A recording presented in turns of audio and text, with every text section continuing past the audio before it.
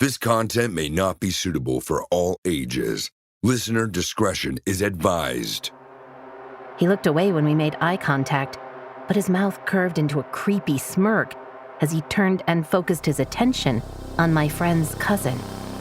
Our meeting lasted less than an hour, and he managed to make me feel uncomfortable and intimidated. Needless to say, I wasn't delighted with Lucas's choice of roommate. The only thing he said to me multiple times was that he was just trying to get into bed. From Disturbed Media, join your host, Chad, for true tales of horror, bizarre happenings, and unexplainable events. This is Disturbed.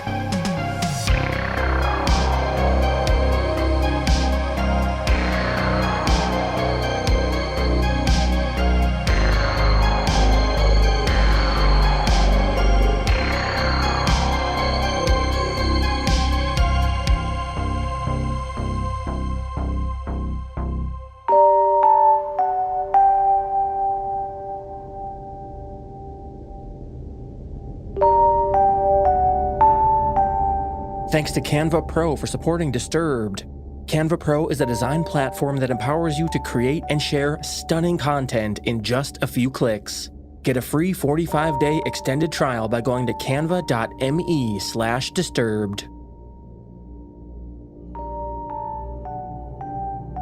Welcome back in, everyone, and thanks for joining me. Guys, at the top of the show, I have a big announcement. You guys got out there and voted for Disturbed to get a nomination in the People's Choice Podcast Awards. Well, it's official. We've made the final slate and earned a nomination in the Storyteller/Drama category, and it's all because you guys got out there and voted. So a huge thank you to each and every one of you for helping us out and giving Disturbed your vote. Now, voting for the final slate is up to a panel of select podcasters, journalists, and other assorted podcast figures in the space. You guys did your job by voting, so now hopefully we can bring it home. The award show will have a 90-minute live stream event announcing the winners, and I'll be sure to bring more details as that approaches. And with all that out of the way, let's get rolling. We open the show with an experience from Reddit user Anasi, and we learn that people with bad intentions might not always be who you expect. Performing this experience is Tanya Eby.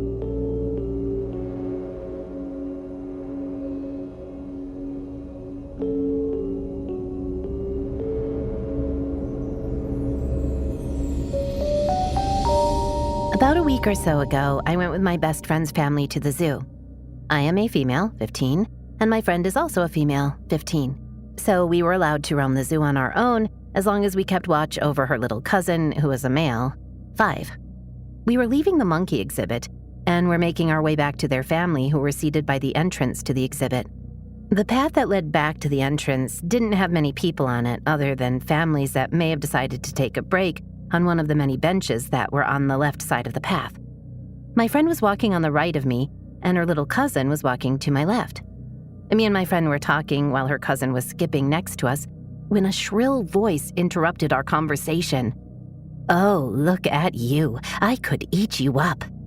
Me and my friend looked over to a bench where an old woman who looked to be in her 60s and a man who looked to be in his early 30s sat. The lady was the one who had spoken, and her attention was on my friend's cousin. "You're a little chubby, but your hair is beautiful, baby." Me and my friend gave the woman a tight smile, slowing our walk to allow the woman to keep on talking to the boy. The lady then asked how old he was, and he politely responded with his correct age. The woman continued to ask simple things like his favorite color and if he was enjoying the zoo, and we allowed it as we didn't really have to be anywhere in a hurry. While the woman continued to ask questions, I looked over at the man next to her who was studying me and my friend intensely. He looked away when we made eye contact, but his mouth curved into a creepy smirk as he turned and focused his attention on my friend's cousin. After another minute or so of questions, the boy began to look bored and turned to me and my friend and asked when we were going back to his nana and auntie, my friend's family. I was going to respond, but the old lady spoke before I could. "Oh, don't you want to come home with me? I have a whole bunch of candy in my cabinet waiting for you. You can have it all if you come with me," the woman said with a wide smile. My friend's little cousin had a disgusted look on his face as he shook his head no. He moved to be on the other side of my friend as the old lady reached for his arm from where she was sitting. The old lady and the man laughed at the boy's obvious discomfort. Me and my friend looked at each other, laughing along with the two of them awkwardly, before my friend grabbed her cousin's hand as we quickly walked away. Behind us, we could hear the two of them still calling for the boy. And until we were reunited with her family, I kept looking over my shoulder for the pair. That was the last time that we saw the two of them. What do you guys think? I would like to think that they were just joking around, but I cannot shake the feeling that those two wanted to do something a bit more devious with my friend's cousin. My mother always said to never go somewhere with strangers and promise of a treat or a surprise, and I'm glad the boy had known to say no. But what would have happened if the boy was alone and didn't know better? Or if any child was alone and didn't know better, for that matter?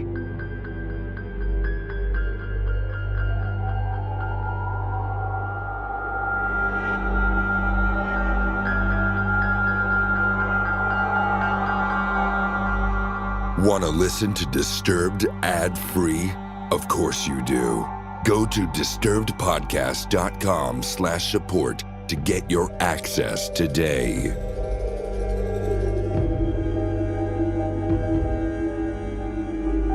Next up is our title story, coming to us as an email submission from Samuel.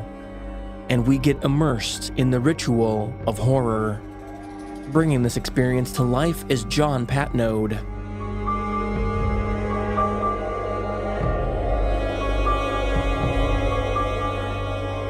Matt moved in with us in the second year of university. I didn't get to know him properly before he walked into my life and wreaked havoc, but the glimpse of himself he'd shown me was enough to worry me. I barely knew under what circumstances had Lucas, my best mate, befriended this guy. We had a short meeting in our flat before he moved in to show him around and to give Lucas a chance to introduce us to each other. Apparently, they met in the university library where they always shared a table while studying and quickly became friends, although what made Lucas so fond of him was beyond my understanding. I tried to make a conversation with our roommate-to-be, but Matt was giving me the cold shoulder from the start.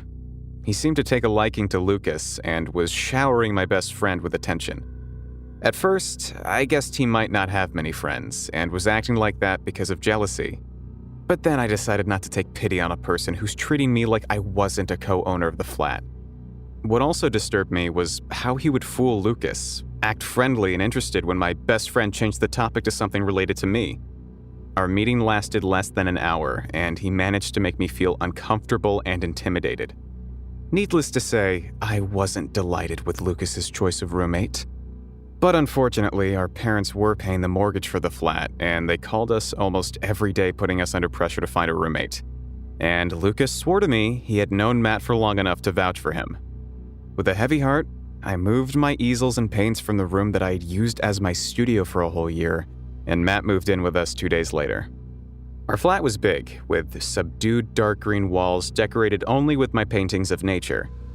Matt was making my blood boil with his 4 taxidermy birds, one of which he placed right under my painting in the living room.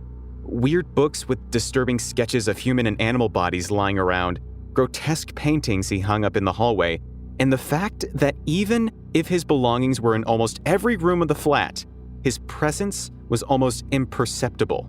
Lucas was telling me to calm down and to respect Matt's sense of aesthetics, so I never did so much as just pointing out how the dead raven's eyes were giving me the creeps. Now that all of this is behind me, it makes me laugh bitterly to think how I got rewarded for my silence. We lived close to an oak forest. One autumn evening when Lucas went out with his friends from uni on a bat-watching night, and I didn't want to start another season of TV series only to find myself still awake at 3 a.m., I went out for a walk in the woods with Nick, my friend from art class. We took the narrow, unfrequented path that led to a clearing. He wanted to take photos of me there with the intention to practice painting both nature and humans, especially males, since all guys in his works seemed to end up deformed.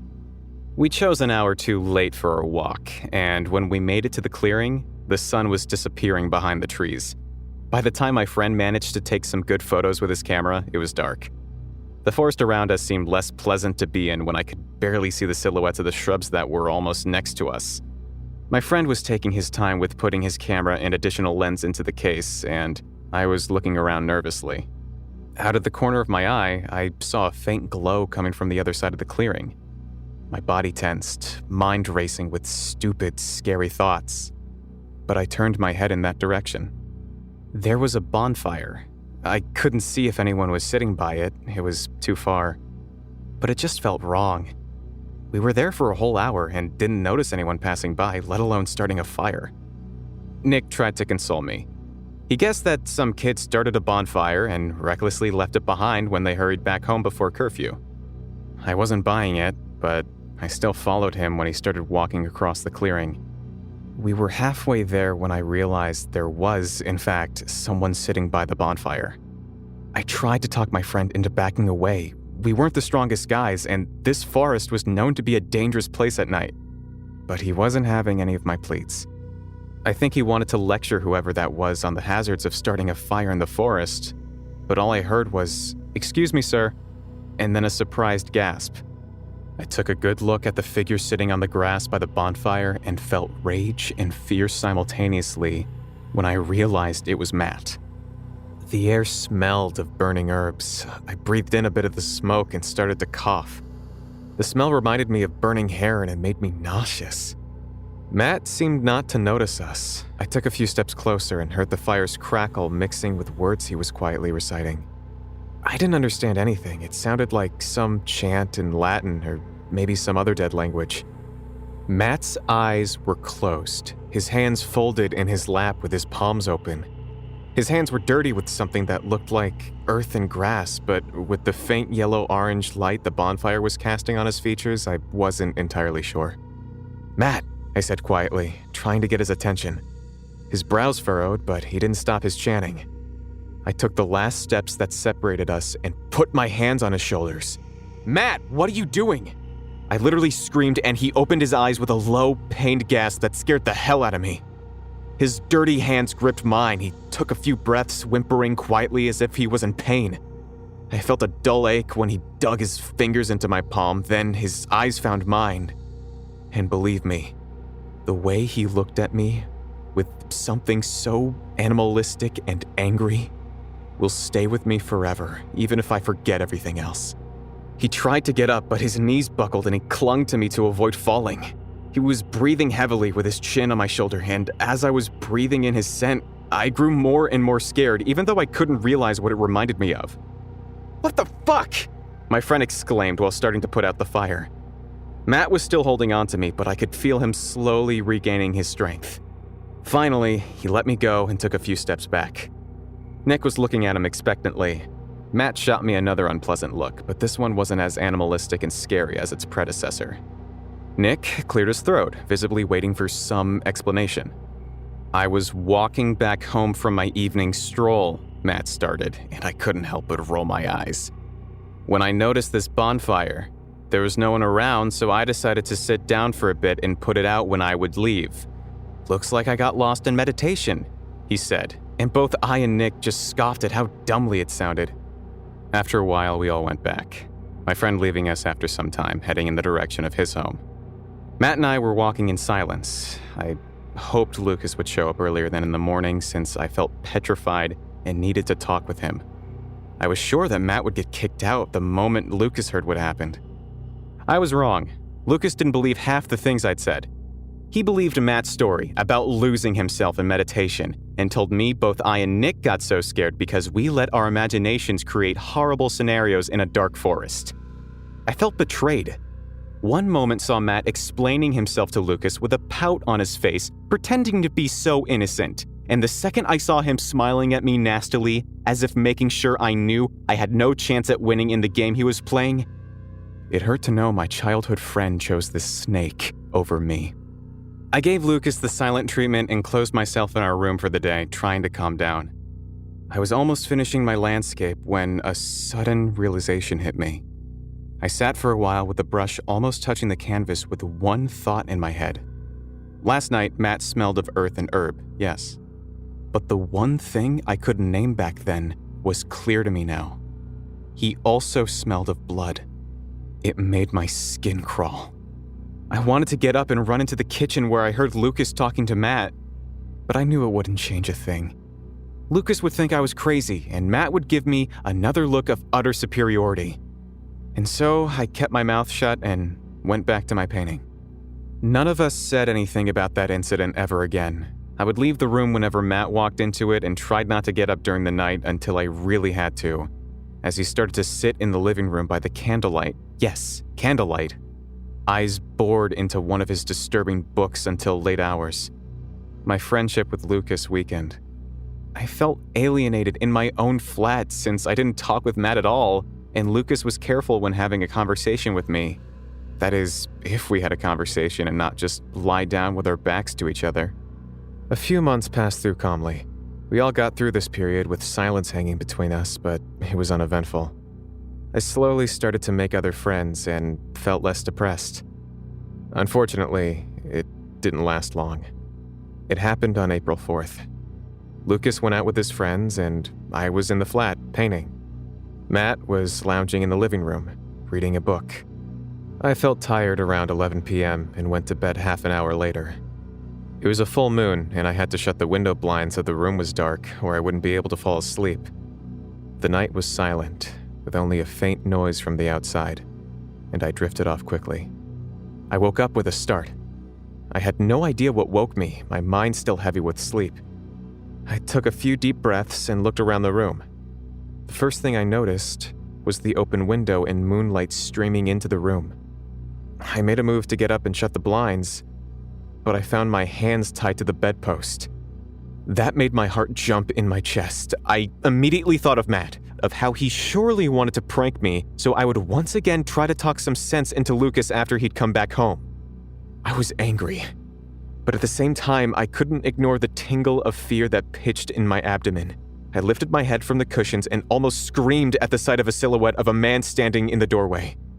The silhouette moved, and soon Matt's face came to view in the faint moonlight glow. He was watching me with a weird look on his face. I tried to speak, but my throat felt dry and clenched. Matt sat on my left side for a while, just watching me breathe heavily. Then he reached out and put his hand on my face. "My little lamb," he said quietly, and I felt fear climbing up my whole body. I froze. "He's such a fool, isn't he?" he added and moved his hands to the knot of the material that was pressing into my wrist. "I didn't even have to try. Lucas literally traded the friendship he had with you like a piece of junk jewelry." His eyes fixed on me again, and I squeezed my eyes shut. I couldn't stand the victorious look on his face. He stood up, left the room, and quickly came back with a box of matches. I panicked and started to thrash, trying to free my hands. That only made him laugh. He started to light up a few candles and put them on the shelves around the room. He then moved to the second part of the room and opened another window. I felt a gust of wind, and my mind, basically numb with fear until then, sent another wave of fear down my body. I was naked. "What do you want?" I asked, my voice hollow. Matt didn't say anything for a long time. He just stood next to the bed, eyeing me up and down, as if he truly wondered what to do with me. Isn't it enough he has me naked and tied? I thought, still thinking it was some sort of a sick prank. Matt turned his back to me as he approached the cupboard standing in the unit corner of the room. He took something from the shelf, closed the door, and approached me. He was holding a carving knife. I started stammering, begging him to leave me alone, telling him I already felt enough shame as it is, that Lucas surely won't look at me in the eyes anymore once he has to untie me. But he only smiled faintly at this. He started telling me how he tried to conduct this ritual once, but my friend and I were stupid enough to interrupt him, and how he used too much fire and too little blood and pain.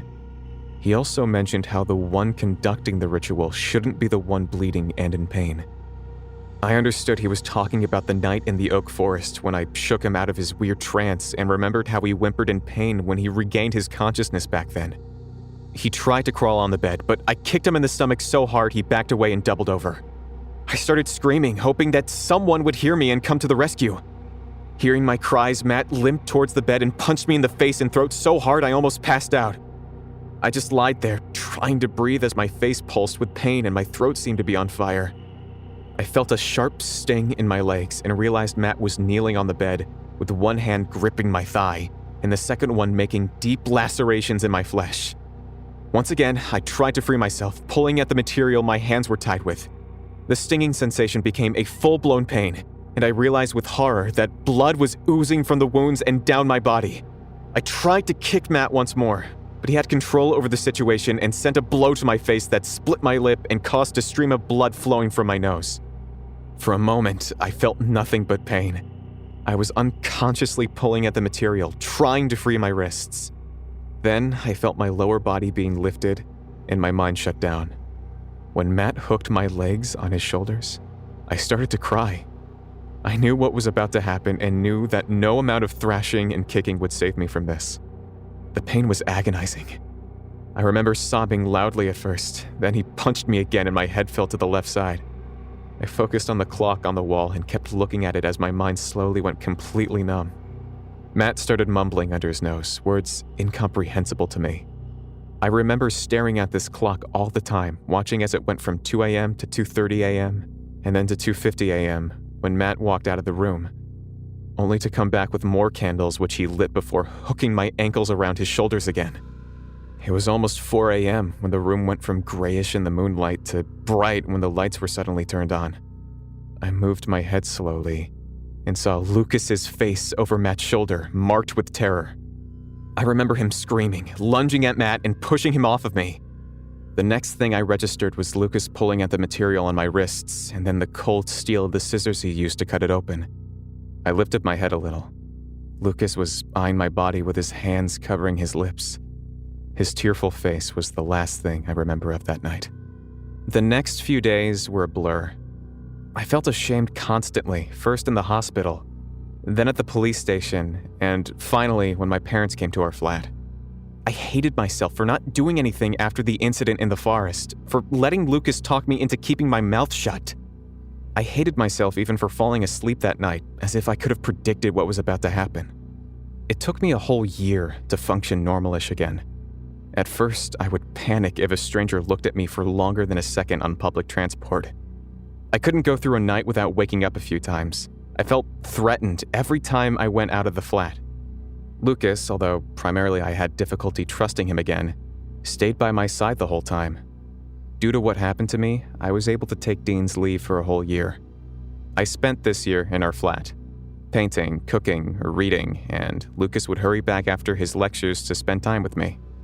At first, I didn't even want to hear about Matt. His parents, during our brief encounter, seemed to be mostly concerned with the fact that their son brought such a shame to the family name. It appeared that the part with weird rituals and hurting others to conduct rituals didn't worry them this much. Later on, I got to know that after 2 years he'd spent on probation, Matt's parents located him in their private estate in the countryside, and that he has regular meetings with a therapist. It has been 6 years since it happened. My physical wounds healed quickly, while my mind can recreate that night's events as clearly as if they happened mere days ago. But I know I'll be all right. I have my best friend, my man who stays loyal to me and trusts my words whenever I have any concerns, and I am not going to let the past haunt me indefinitely. As for Matt, I hope the therapy did help him, and that he never hurts anyone else the way he could hurt in the past. I wish him all the best, but still, I hope we won't meet again.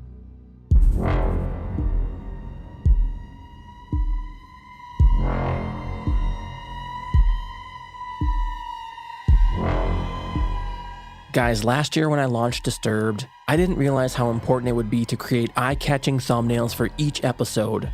Not only that, but I had no idea how to actually do it. But I was lucky enough to discover Canva Pro, a design platform that empowers you to create and share stunning content in just a few clicks. Canva Pro comes with endless premium fonts, photos, videos, and more elements that can give the personality and style you're trying to achieve in whatever it is you're creating. Now, the thing I've noticed since using Canva Pro is that no matter your skill level, designing is fast, easy, and downright fun. You can choose from thousands of professionally made templates, which are easy to customize with simple drag and drop features, or you can just start from scratch. Now for me, I needed a service that would allow me to create great visuals for each episode of Disturbed. And honestly, I had no idea where to start. I did not have extra time to go learn all the little nuances that go into designing. But with Canva Pro, none of that is a problem because they make everything super simple and user-friendly. And I promise if I can do it, anyone can. Now my favorite part of using Canva Pro is accessing that giant library of high-quality images that I can use to help create the episode thumbnails for Disturbed. All you do is just search for an image or an idea, scroll through the results, and drag it onto your canvas. Then what I do is just add in some nice text and I'm done. It's that easy. And if you want a real-time visual, go check out our website, disturbedpodcast.com, because all of the episode artwork was created using Canva Pro. So the best thing you can do is go see for yourself exactly what Canva Pro can do for you. Right now, listeners of Disturbed have access to this special offer. Get a free 45-day extended trial by going to canva.me/disturbed. That's canva.me/disturbed to get your free 45-day extended trial. And we thank Canva Pro for their support of Disturbed. Now back to the horror. Disturbed Podcast with your host, Chad.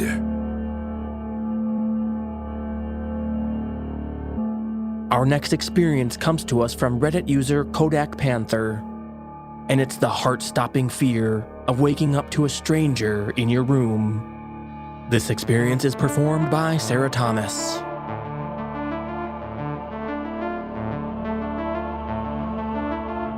I went to college in a historic, mid-sized city in Florida, and at the time lived in a duplex downtown, maybe 3 blocks from campus. The city is known to be pretty safe, and I lived in a pretty decent area with large historic homes near me. This all happened around 3 years ago. A little backstory that will become relevant.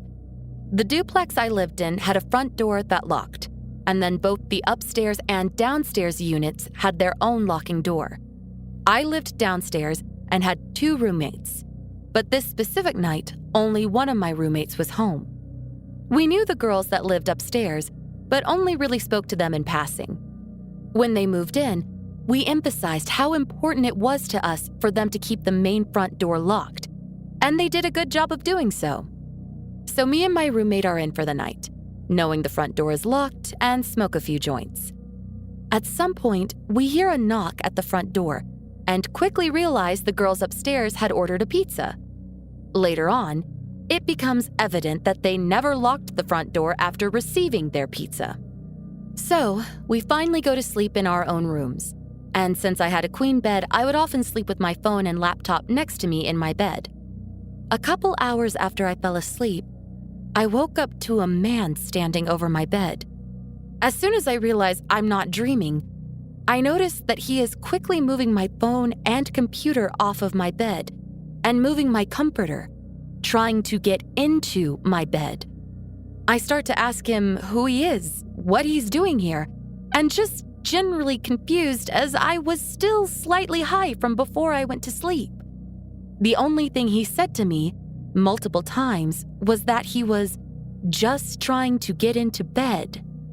At this point, I begin to panic, as my mind obviously goes to the worst.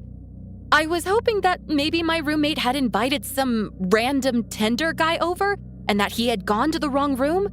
But the more I questioned him, all he had to say was, "I'm just trying to get in bed."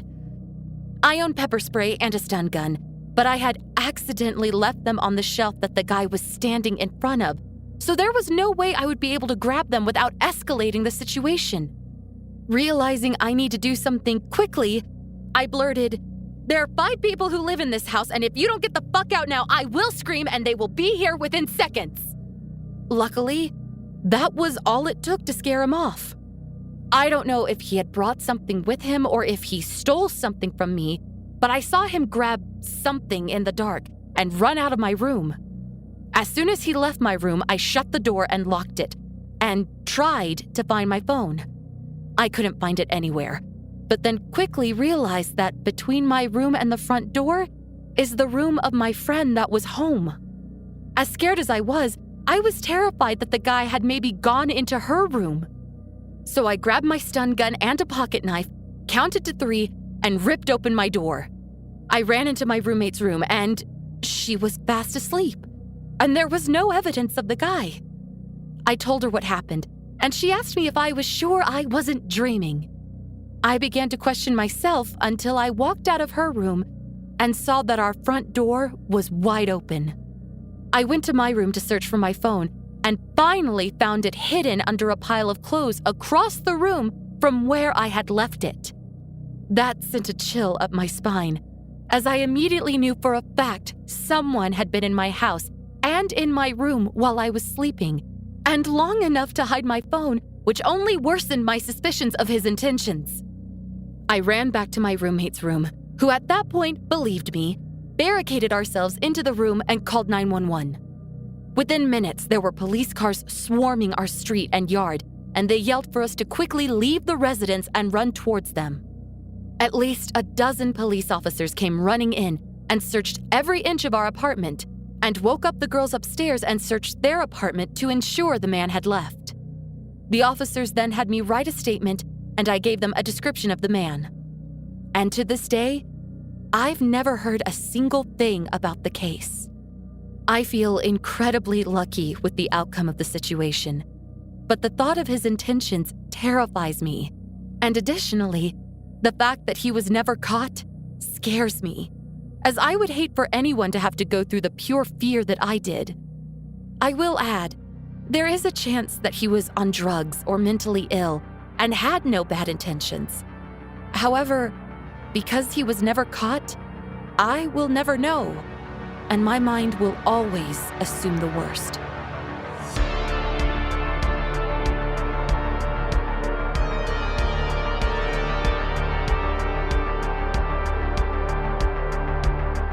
Are you listening alone? Rather brave of you.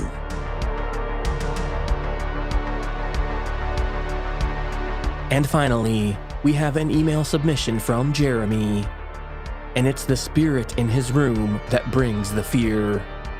Our storyteller here is Tom Aglio.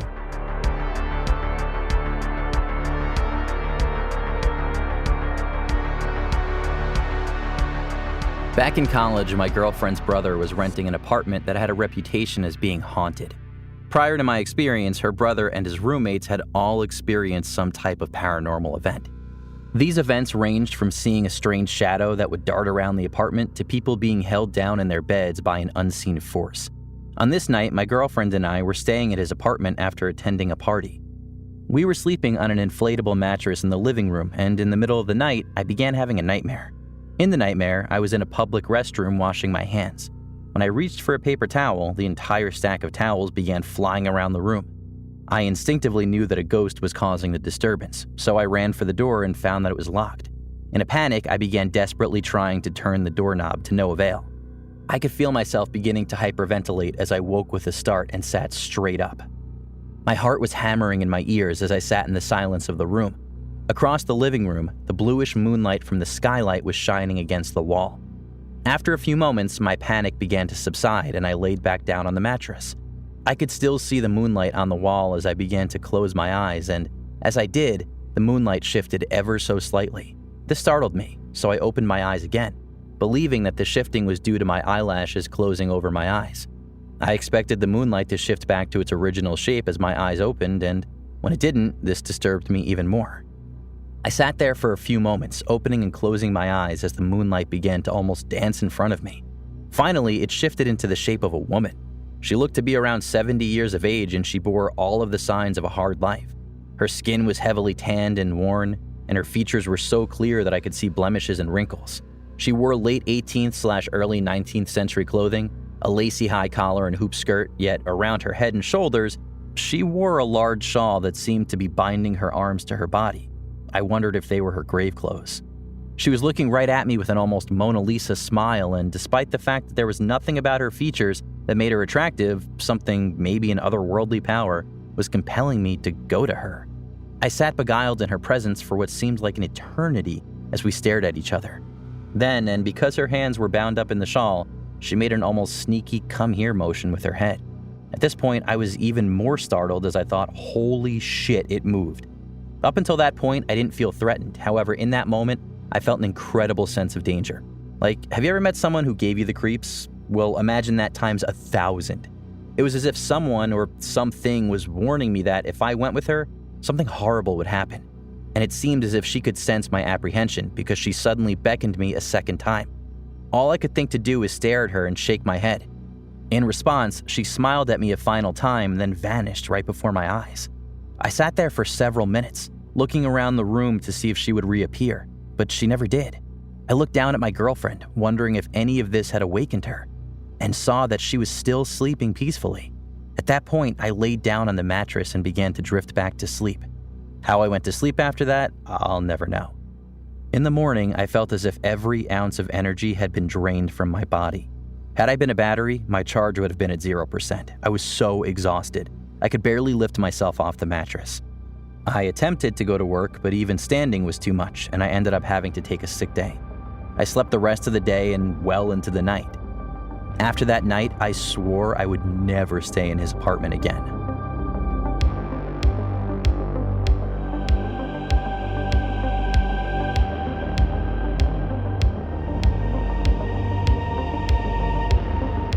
Follow our social channels on Facebook and Instagram at Disturbed Podcast and on Twitter at Disturbed_pod. Get your story on the show. Email us at mystory@disturbedpodcast.com or fill out our online submission form at disturbedpodcast.com/submit. And don't forget, you can always leave us a text or voicemail on our hotline at 701-354-3667. Share your story or just let us know what you think of the show.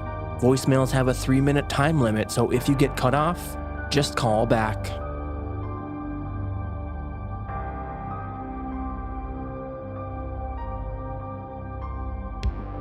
Disturbed is an independent production, funded through advertising and listener support.